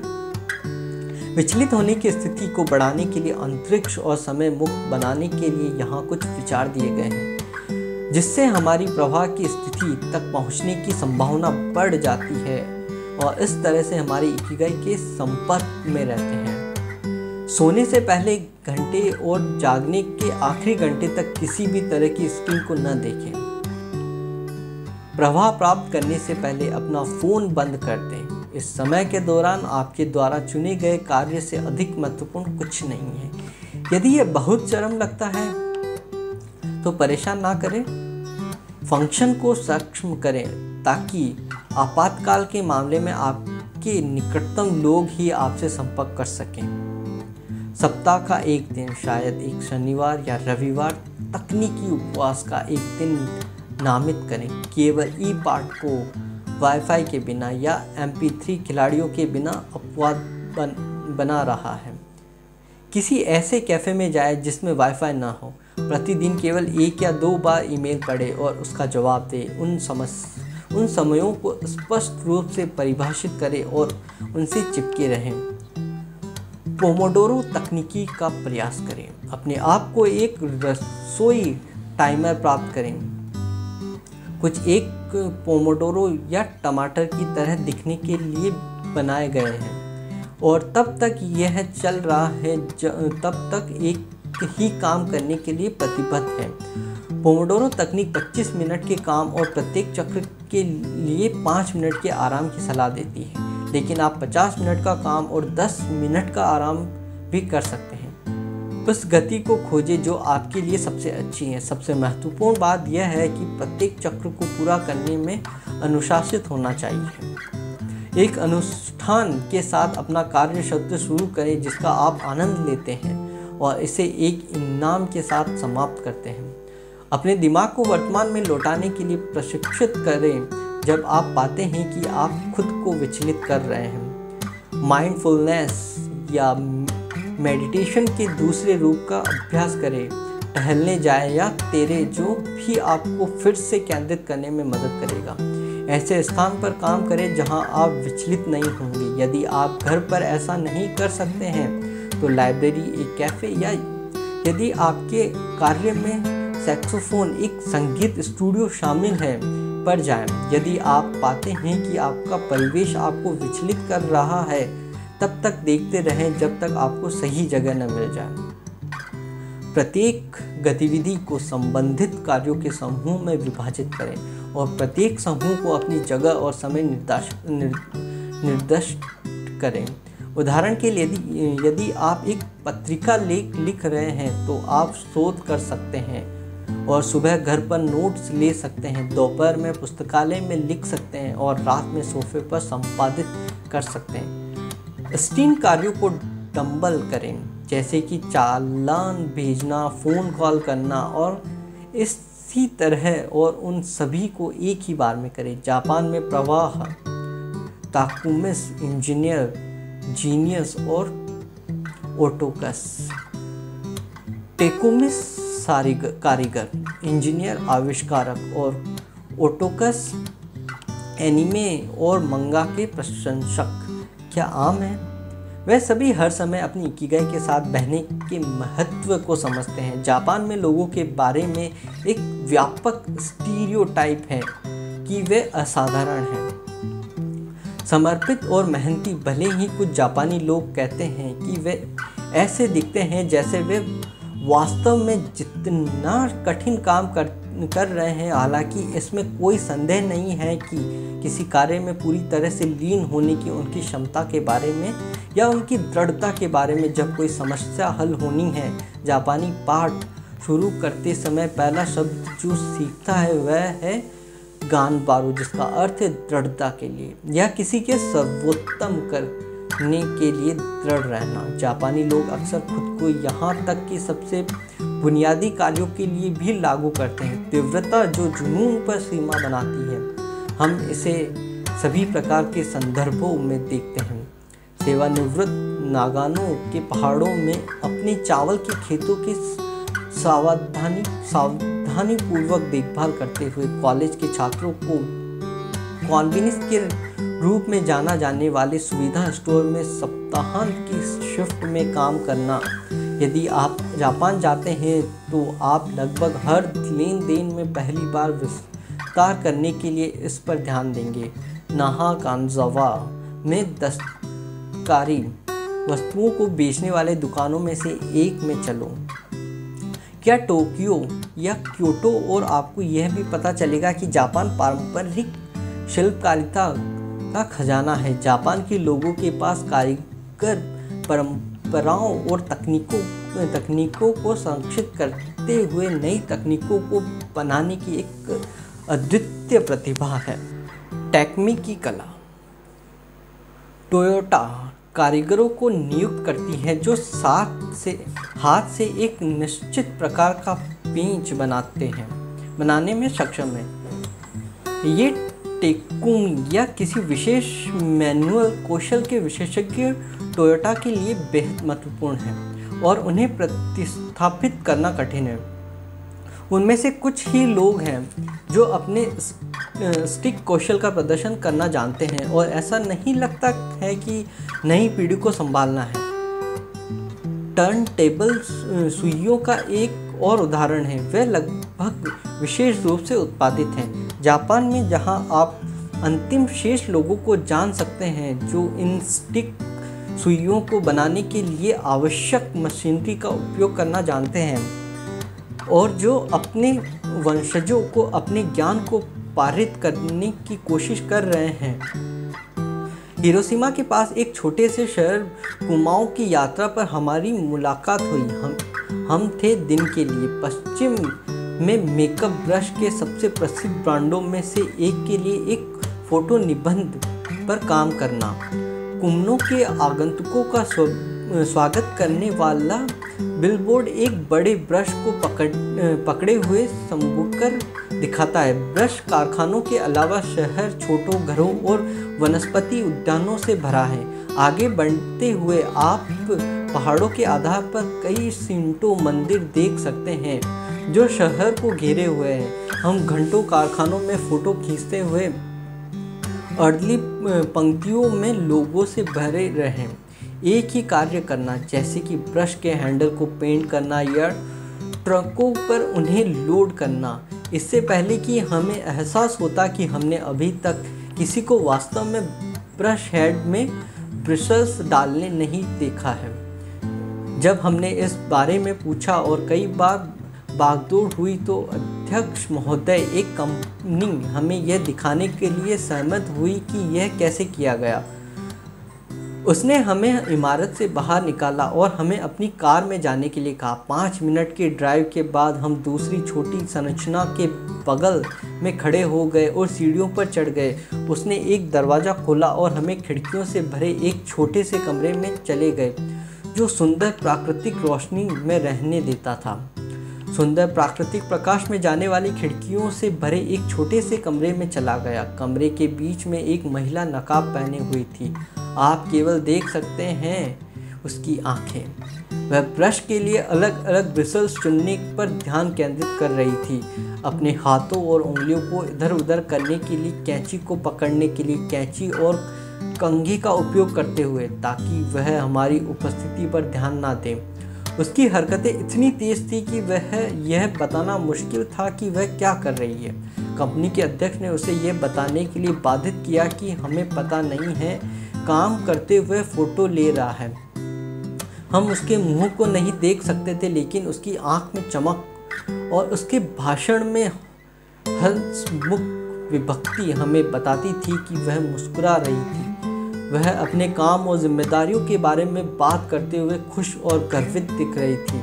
हमें उसकी चाल को पकड़ने के लिए बेहद तेज शटर गति का उपयोग करना पड़ा। उसके हाथ नाचते थे और अपने औजारों और अपनी छटनी के साथ संगीत कार्यक्रम में शामिल होते थे। राष्ट्रपति ने हमें बताया कि यह टेकुमी सबसे महत्वपूर्ण लोगों में से एक था, भले ही वह एक अलग इमारत में छिपी थी।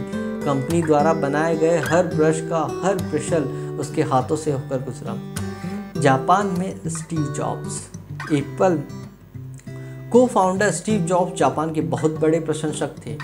न केवल उन्होंने 1980 के दशक में सोनी के कारखानों का दौरा किया और जब उन्होंने एप्पल की स्थापना की तो उन्होंने क्योटो में जापानी चीनी मिट्टी के बर्तन की गुणवत्ता को देखते हुए कई तरीकों को अपनाया। हालांकि यह क्योटो का एक कारीगर नहीं था जिसने स्टीव जॉब्स की भक्ति को जीत लिया, लेकिन बल्कि युकियो शकुनगा नाम की टोयोमा से एक टिकुमी जिसने इच्चू सेटो याकी नामक एक तकनीकी का इस्तेमाल किया था जिसे केवल कुछ ही लोग जानते थे।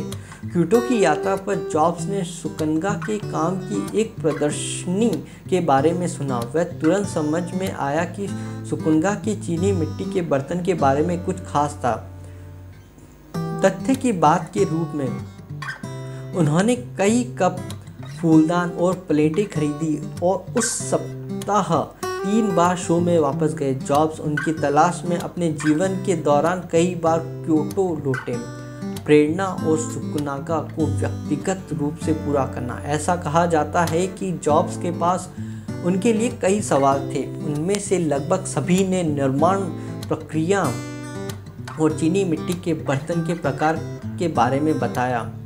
सुकुनागा ने बताया कि उन्होंने टोयोमा प्रांत में पहाड़ों से खुद निकाले गए सफ़ेद चीनी मिट्टी के बर्तन का इस्तेमाल किया, जिससे वह अपने इकलौते कलाकार बन गए। पहाड़ों में उनके मूल से चीनी मिट्टी के बर्तन की निर्माण प्रक्रिया से परिचित होकर उनके अंतिम रूप में एक प्रामाणिक टिकुमी। जॉब्स इतने प्रभावित हुए कि उन्होंने पर्वत को देखने के लिए टोयोमा जाने का विचार किया, जहां सुकुनगा को अपना चीनी मिट्टी का बर्तन मिला था। लेकिन जब उसने सुना कि यह क्योटो से ट्रेन द्वारा 4 घंटे से अधिक है। जॉब्स की मृत्यु के बाद एक साक्षात्कार में सुकुनगा ने कहा कि उन्हें बहुत गर्व है कि उनके काम उस आदमी द्वारा सराहा गया जिसने आईफोन बनाया था। उन्होंने कहा कि जॉब्स ने उनसे आखिरी बार बाहर चायचियों का सेट खरीदा था। जॉब्स ने कुछ विशेष के लिए कहा था, एक नई शैली। इस अनुरोध को पूरा करने के लिए शकुनगा ने नए विचारों का परीक्षण करने की प्रक्रिया में 150 टीके बनाए। इनमें से उन्होंने 12 सर्वश्रेष्ठ को चुना और उन्हें जॉब्स परिवार में भेजा। कभी जापान की अपनी पहली यात्रा के दौरान जॉब्स मोहित और प्रेरित थे।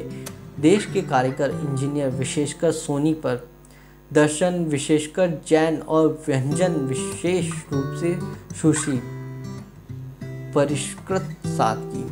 जापानी कारीगरों, इंजीनियरों, जैन दर्शन और भोजन में क्या आम है? सादगी और विस्तार पर ध्यान। यह एक आलसी सादगी नहीं है, लेकिन एक परिष्कृत है जो नए मोर्चे की खोज करता है। हमेशा वस्तु, शरीर और दिमाग या भोजन को अगले स्तर पर ले जाता है। एक इकिगाई के अनुसार, जैसा कि सीजी के मिथेली कहेंगे, कुंजी हमेशा एक सार्थक रही है। प्रभाव बनाए रखने के लिए, दूर करने के लिए चुनौती। सुशी की डॉक्यूमेंट्री ज़ीरो ड्रीम्स हमें एक टिकुमी का एक और उदाहरण देती है। एक बार रसोई में इसका नायक 80 से अधिक वर्षों से हर दिन सुशी बना रहा है और टोक्यो में गिंजा मेट्रो स्टेशन के पास एक छोटा सुशी रेस्टोरेंट का मालिक है। वह और उसका बेटा हर दिन प्रसिद्ध तसुकीजी मछली बाजार जाते हैं और रेस्टोरेंट में वापस लाने के लिए सबसे अच्छी मछली चुनते हैं। वृत्त चित्र में हम ज़ीरो के प्रशिक्षकों में से एक को टोमागो बनाने के लिए सिखाते हैं, एक पतला थोड़ा मीठा ऑमलेट। वह कितनी भी कोशिश कर ले, उसे ज़ीरो की मंजूरी नहीं मिल सकती। वह वर्षों तक अभ्यास करता रहता है जब तक कि वह आखिरकार नहीं करता। प्रशिक्षु देने से इनकार क्यों करता है?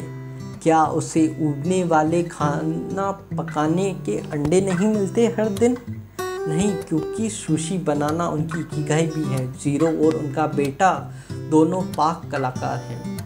जब वे खाना बनाते हैं तो वे उबते नहीं हैं, वे प्रवाह की स्थिति को प्राप्त करते हैं जब वे अपने आप को पूरी तरह से आनंद लेते हैं। रसोईघर में यह उसकी खुशी है, उसकी इकिगाई है। वे अपने काम में आनंद लेना सीखते हैं, समय की कमी महसूस करने के लिए पिता और पुत्र के बीच घनिष्ठ संबंध से परे, जो उन्हें बनाए रखने में मदद करता है।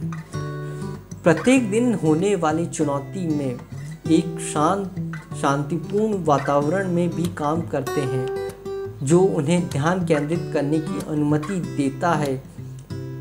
मिशेलिन से 3 स्टार रेटिंग प्राप्त करने के बाद भी उन्होंने कभी भी अन्य स्थानों को खोलने या व्यवसाय का विस्तार करने पर विचार नहीं किया। वे अपने छोटे से रेस्टोरेंट के बारे में एक समय में सिर्फ 10 संरक्षक काम करते हैं। जीरो का परिवार पैसा कमाने की तलाश में नहीं है, इसके बजाय वे अच्छी कामकाजी परिस्थितियों को महत्व देते हैं और एक ऐसा वातावरण बनाते हैं जिसमें वे दुनिया में सबसे अच्छी सुशी बनाते हुए बह सकते हैं।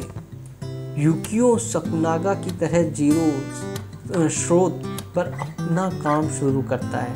वह जाता है सबसे अच्छा टूना खोजने के लिए मछली बाजार। शकुनागा सबसे अच्छा चीनी मिट्टी के बर्तन खोजने के लिए पहाड़ों पर जाता है। जब वे काम करने के लिए नीचे उतरते हैं तो दोनों उस वस्तु के साथ एक हो जाते हैं जिसे वह पैदा कर रहे हैं। वस्तु के साथ यह एकता कि वे प्रवाह की स्थिति में पहुंचते हैं जापान में विशेष अर्थ में ले जाता है, जहां शिंटोवाद के अनुसार वन, पेड़ और वस्तुओं में उनके भीतर एक कामी आत्मा या देवता है। जब कोई चाहे एक कलाकार, एक इंजीनियर या एक शेफ बनने के लिए निकलता है, कुछ उसकी जिम्मेदारी हर पल उस प्रकृति के सम्मान करते हैं हुए उसे जीवन देने के लिए प्रकृति का उपयोग करना है। इस प्रक्रिया के दौरान कारीगर वस्तु के साथ एक हो जाता है और उसके साथ बहता है। एक लोहे का काम करने वाला कहेगा कि धातु का अपना जीवन होता है, जैसे कोई मिट्टी का पात्र बनाने वाला कहता है कि मिट्टी करती है। जापानी प्रकृति प्रौद्योगिकी को एक साथ लाने में कुशल है। मनुष्य बनाम प्रकृति नहीं, बल्कि दोनों का मिलन है। गिबली की पवित्रता। ऐसे लोग हैं जो कहते हैं कि प्रकृति से जुड़े होने का शिंटो मूल्य लुप्त है। इस नुकसान के सबसे कठोर आलोचकों में से एक अन्य कलाकार है जो स्पष्ट रूप से परिभाषित इकिगाई के साथ है। स्टूडियो गिबली द्वारा निर्मित एनिमेटेड फिल्मों के निर्देशक हायो मियाजाकी, उनकी लगभग सभी फिल्मों में हम मनुष्य, प्रौद्योगिकी, कल्पना और प्रकृति को एक अवस्था में देखते हैं, संघर्ष का और अंत में एक साथ आ रहा है। उनकी फिल्म स्पिरिटेड अवे में सबसे मार्मिक रूपकों में से एक कचरा में ढुकी हुई एक मोटी आत्मा है जो नदियों के प्रदूषण का प्रतिनिधित्व करती है। मियाजाकी की फिल्मों में जंगलों में व्यक्तित्व होते हैं, पेड़ों में भावनाएं होती हैं और रोबोट पक्षियों से दोस्ती करते हैं। जापानी सरकार ने एक राष्ट्रीय खजाने पर विचार किया। मियाजाकी एक कलाकार हैं जो अपनी कला में पूरी तरह से लीन होने में सक्षम है। वह उपयोग करता है 1990 के दशक के अंत से एक सेल फोन और वह अपनी पूरी टीम को हाथ से खींचता है। वह अपनी फिल्मों को कागज पर प्रस्तुत करके सबसे प्रत्यक्ष भी करता है, यहाँ तक कि सबसे अधिक विस्तार ड्राइंग द्वारा प्रभाव प्राप्त करना कंप्यूटर का उपयोग करते हुए कंप्यूटर का प्रयोग करके नहीं। निर्देशक की ओर से इस जुनून के लिए स्टूडियो गिबली दुनिया के एकमात्र स्टूडियो में से एक है जहां लगभग पूरी उत्पादन प्रक्रिया पारंपरिक तकनीकों का उपयोग करके की जाती है। जिन लोगों ने स्टूडियो गिबली का दौरा किया है वह जानते हैं कि यह काफ़ी विशिष्ट है। एक दिया पर रविवार को एक एकांत व्यक्ति को एक कोने में फंसा हुआ देखने के लिए कड़ी मेहनत करनी पड़ती है। साधारण कपड़ों में एक व्यक्ति जो बिना देखे ही ओहाओ नमस्ते के साथ उनका अभिवादन करेगा। मियाजाकी अपने काम को लेकर इतनी जुनूनी है कि वह कई रविवारों में बिताती है। स्टूडियो प्रवाह की स्थिति का आनंद ले रहा है, अपनी इकिगाई को सभी से ऊपर रख रहा है।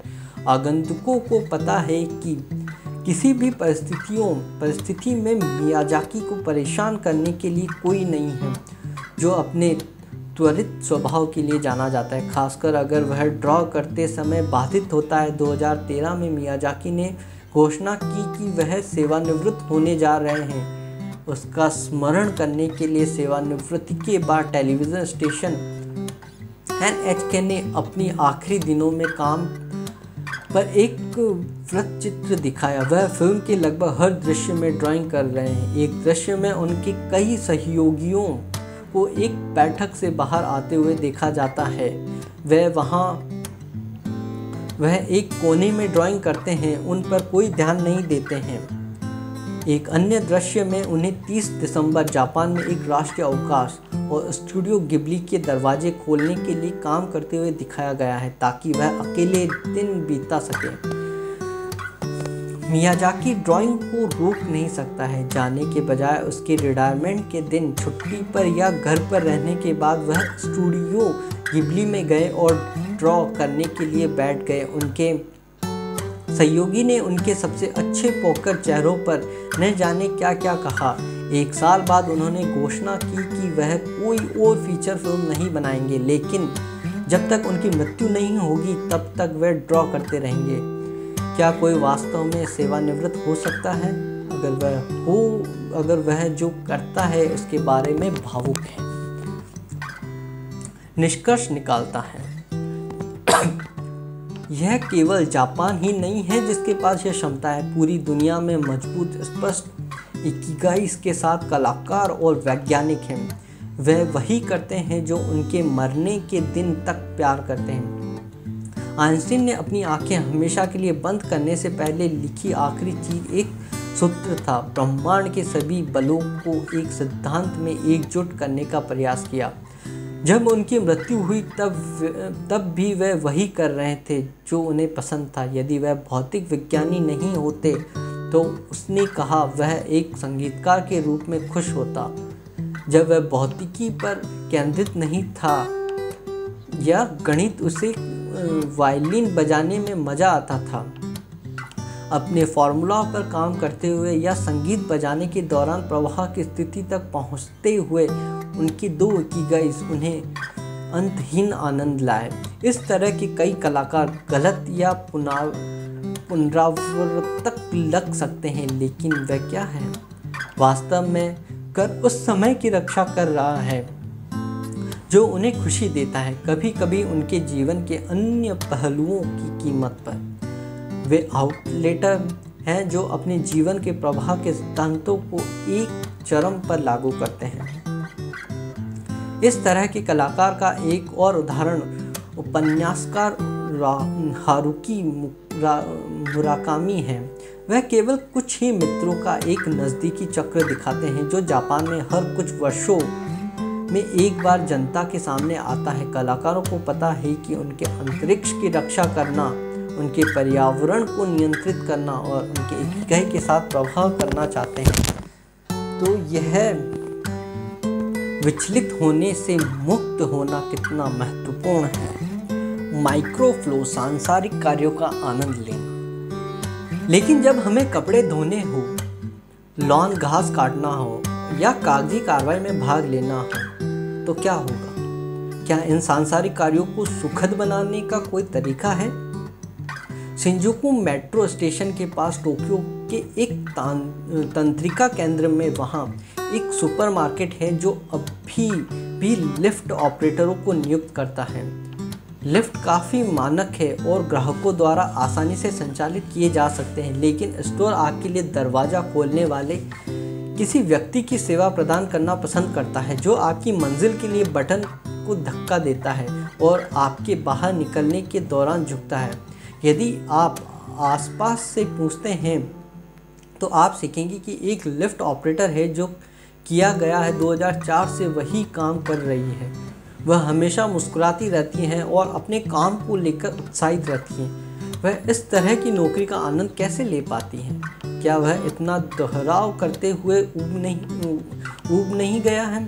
करीब से निरीक्षण करने पर यह स्पष्ट हो जाता है कि लिफ्ट ऑपरेटर बस नहीं है बटन धकेलना, बल्कि आंदोलनों का एक पूरा क्रम प्रदर्शन कर रहा है। वह ग्राहकों को नमस्कार के साथ नमस्कार और उसके साथ हाथ की स्वागत लहर के साथ अभिवादन शुरू करता है। फिर वह एक सुंदर आंदोलन के साथ एलिवेटर बटन दबाती है, जैसे कि वह एक गीसा है जो एक ग्राहक को चाय का एक कप पेश करती है। सिकीज इन मैथिली इस माइक्रोफ्लो को बुलाता है। हम सभी एक कक्षा में या एक सम्मेलन में ऊब गए हैं और रखने के लिए डोडलिंग शुरू कर दिया है, खुद को मनोरंजन किया या दीवार पर पेंटिंग करते समय सीटी बजाएं। अगर हमें वास्तव में चुनौती नहीं दी जाती है तो हम ऊब जाते हैं और खुद को खुश रखने के लिए जटिलता की एक परत जोड़ते हैं। माइक्रोफ्लो के क्षणों में नियमित कार्यों को चालू करने की हमारी क्षमता, जिसमें हम आनंद लेते हैं, हमारे खुश होने की कुंजी है, क्योंकि हम सभी को ऐसे कार्य करने होंगे। हमारे खुश होने की कुंजी है क्योंकि हम सभी को ऐसे कार्य करने होंगे। यहाँ तक कि बिल गेट्स हर रात बर्तन धोते थे। वह कहता है कि वह इसका आनंद उठाता है कि यह उसे अपने दिमाग को आराम देने और उसे साफ करने में मदद करता है, और यह कि वह प्रत्येक दिन इसे थोड़ा बेहतर करने की कोशिश करता है। एक स्थापित आदेश या अपने लिए बनाए गए नियमों के सेट के बाद प्लेटें पहले दूसरे कांटे, और इसी तरह यह माइक्रोफ्लो के उसके दैनिक क्षणों में से एक है। रिचर्ड फैनमैन सभी समय के सबसे महत्वपूर्ण भौतिकविदों में से एक। नियमित कार्यों में आनंद।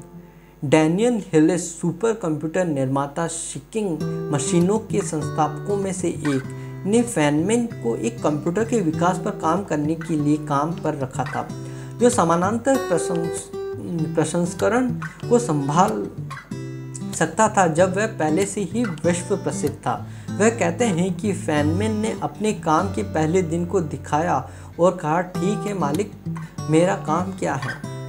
उनके पास कुछ भी तैयार नहीं था, इसलिए उन्होंने उसे एक निश्चित गणितीय समस्या पर काम करने के लिए कहा। उन्होंने तुरंत महसूस किया कि वह उन्हें व्यस्त रखने के लिए एक प्रासंगिक कार्य दे रहे थे और कहा, ये बालनी के झुंड की तरह लगता है, मुझे कुछ करने के लिए वास्तविक दें। इसलिए उन्होंने उसे कार्यालय की आपूर्ति खरीदने के लिए पास की एक दुकान पर भेज दिया और उसने अपना काम पूरा कर लिया, उसके चेहरे पर मुस्कान के साथ काम।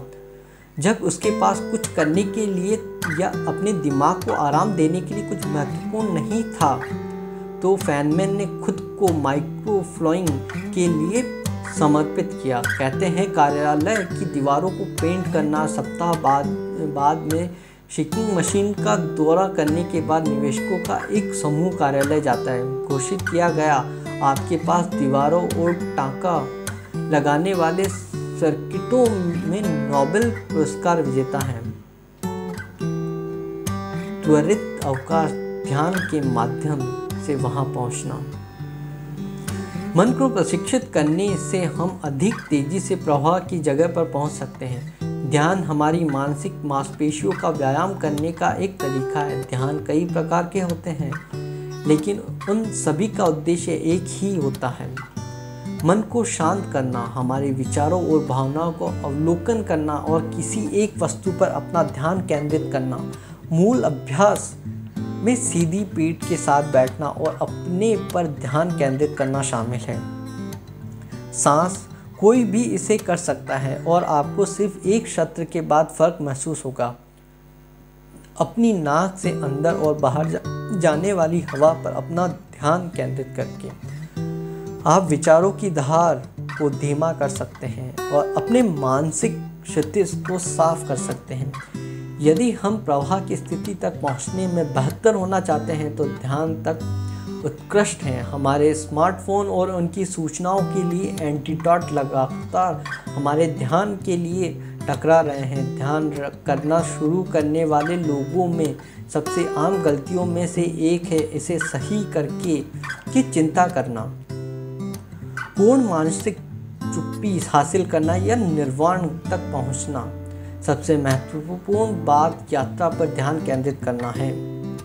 चूंकि मन विचारों और भावना का एक निरंतर घूमता है, धीमा होता है नीचे, सेंट्रीफ्यूज कुछ ही सेकंड के लिए हमें अधिक आराम महसूस करने में मदद कर सकता है और स्पष्टता की भावना के साथ हमें जोड़ सकता है। वास्तव में ध्यान के अभ्यास में हम जो कुछ भी सीखते हैं उनमें से एक चिंता का विषय नहीं है। हमारी मानसिक स्क्रीन पर जो कुछ भी घूमता है उसके बारे में हमारे बॉस को मारने का विचार हमारे दिमाग में कौन सकता है, लेकिन हम इसे केवल एक सोच समझकर लेबल करते हैं और इसे जज या खारिज किए बिना एक बादल की तरह गुजरने देते हैं। यह केवल एक विचार है, 60,000 में से एक हमारे पास हर दिन है। कुछ विशेषज्ञों के अनुसार ध्यान अल्फा और थीटा मस्तिष्क तरंगों को उत्पन्न करता है। मैं अनुभवी लोगों के लिए ध्यान ये तरंगे तुरंत दिखाई देती है, जबकि शुरुआत के लिए उन्हें अनुभव करने में आधा घंटा लग सकता है। ये सुकून देने वाली दिमागी तरंगे हैं जो सोने से ठीक पहले सक्रिय होती हैं। जैसे हम धूप में लेटते हैं या गर्म स्नान करने के तुरंत बाद हम सभी अपने साथ एक स्पा लेकर चलते हैं जहां हम जाते हैं। ये जानने की बात है कि कैसे प्राप्त किया जा सकता है। कोई भी कुछ भी कर सकता है थोड़े अभ्यास के साथ। संस्कारों के रूप में मनुष्य जीवन स्वाभाविक रूप से कर्मकांड है। हम तक देख सकते हैं कि मनुष्य स्वाभाविक रूप से अनुष्ठानों का पालन करते हैं जो हमें व्यस्त रखते हैं। कुछ आधुनिक संस्कृतियों में हमें सफल होने के लिए लक्ष्य के बाद लक्ष्य का पीछा करने के लिए अपने कर्मकांडी जीवन से मजबूर किया गया, लेकिन पूरे इतिहास में मानव हमेशा व्यस्त रहा है। हम शिकार, खाना पकाने, खेती, खोज और उन परिवारों को बढ़ाने वाले थे जो हमें अपने पूरे दिन व्यस्त रखने के लिए अनुष्ठान के रूप में संचित थे। लेकिन एक असामान्य तरीके से अनुष्ठान अभी भी दैनिक जीवन और व्यवसाय प्रथाओं में पारगमन करते हैं। लेकिन एक असामान्य तरीके से अनुष्ठान अभी भी दैनिक जीवन और व्यवसाय प्रथाओं में पारगमन करते हैं। आधुनिक जापान में मुख्य धर्म कन्फ्यूशियवाद, बौद्ध धर्म और शिंतोवाद सभी ऐसे नियम हैं जिनमें अनुष्ठान पूर्ण नियमों से अधिक महत्वपूर्ण है। जापान में व्यापार करते समय प्रक्रिया, शिष्टाचार और आप कैसे काम करते हैं अंतिम परिणामों की तुलना में कुछ अधिक महत्वपूर्ण है। ये अर्थव्यवस्था के लिए अच्छा है या बुरा इस पुस्तक के दायरे से बेहतर है। हालांकि ये निर्विवाद है कि कर्मकांडीय कार्यस्थल में प्रभाव खोजना एक की तुलना में बहुत आसान है, जिसमें हम अपने मालिकों द्वारा निर्धारित स्पष्ट लक्ष्यों को प्राप्त करने के लिए लगातार प्रयास कर रहे हैं। अनुष्ठान हमें स्पष्ट नियम और उद्देश्य देते हैं जो हमें प्रवाह की स्थिति में प्रवेश करने में मदद करते हैं। जब हमारे सामने केवल एक बड़ा लक्ष्य होता है तो हम इसे खो या अभिभूत महसूस कर सकते हैं। अनुष्ठान हमें एक लक्ष्य प्राप्त करने की राह पर प्रक्रिया विकल्प प्रदान करके हमारी मदद करते हैं। जब एक बड़े लक्ष्य के साथ सामना किया जाता है तो इसे भागों में तोड़ने का प्रयास करें और फिर एक एक करके प्रत्येक भाग पर हमला करें। अपने दैनिक अनुष्ठानों का आनंद लेने पर ध्यान दें। उन्हें एक राज्य में प्रवेश करने के लिए उपकरण के रूप में उपयोग करें। वह परिणाम के बारे में चिंता न करें, यह स्वाभाविक रूप से आएगा। सुख करने में है, परिणाम में नहीं। एक नियम के रूप में अपने आप को याद दिलाएं लक्ष्यों पर अनुष्ठान। सबसे खुश लोग वह नहीं हैं जो सबसे ज़्यादा हासिल करते हैं, वे हैं जो प्रवाह की स्थिति में दूसरों की तुलना में अधिक समय बिताते हैं। अपने इकिगाई को खोजने के लिए प्रवाह का उपयोग करना। इस अध्याय को पढ़ने के बाद आपको बेहतर विचार होना चाहिए कि आपके जीवन में किन गतिविधियों ने आपको प्रवाह में प्रवेश कराया। उन सभी को कागज के एक टुकड़े पर लिखें। फिर अपने आप से ये सवाल पूछें, जो गतिविधियां आपको प्रवाहित करने के लिए प्रेरित करती हैं उनमें क्या है? वह गतिविधियां आपको प्रवाहित करने के लिए क्यों प्रेरित करती हैं? उदाहरण के लिए, क्या वे सभी गतिविधियां जिन्हें आप करना पसंद करते हैं जिन्हें आप अकेले या अन्य लोगों के साथ करते हैं? क्या आप उन चीज़ों को करते समय अधिक प्रभावित होते हैं जिनके लिए आपको अपने शरीर को स्थानांतरित करने की आवश्यकता होती है, या सिर्फ सोचने के लिए? इन सवालों के जवाब में आपको अंतर्निहित इकिगाई मिल सकती है, आपका जीवन चलाता है। यदि आप ऐसा नहीं करते हैं तो आप अपना अधिक समय उन गतिविधियों में अपना अधिक समय लगाकर खोजते रहें जो आपको प्रभावित करती हैं। इसके अलावा ऐसी नई चीज़ों की कोशिश करें जो इस बात की सूची में नहीं है कि आपको क्या करना है, लेकिन यह सम्मान है और आप इसके बारे में उत्सुक हैं। उदाहरण के लिए, यदि फोटोग्राफी एक ऐसी चीज़ है जो आपको प्रभाव में ले जाती है तो आप पेंटिंग की कोशिश भी कर सकते हैं। आप इसे और भी पसंद कर सकते हैं। या अगर आपको स्नोबोर्डिंग पसंद है और कभी सर्फिंग की कोशिश नहीं की है, प्रवाह रहस्यमय है। यह एक मांसपेशी की तरह है, जितना अधिक आप इसे प्रशिक्षित करेंगे उतना अधिक आप प्रवाह करेंगे और आप अपनी इकिगाई के करीब पहुँचेंगे।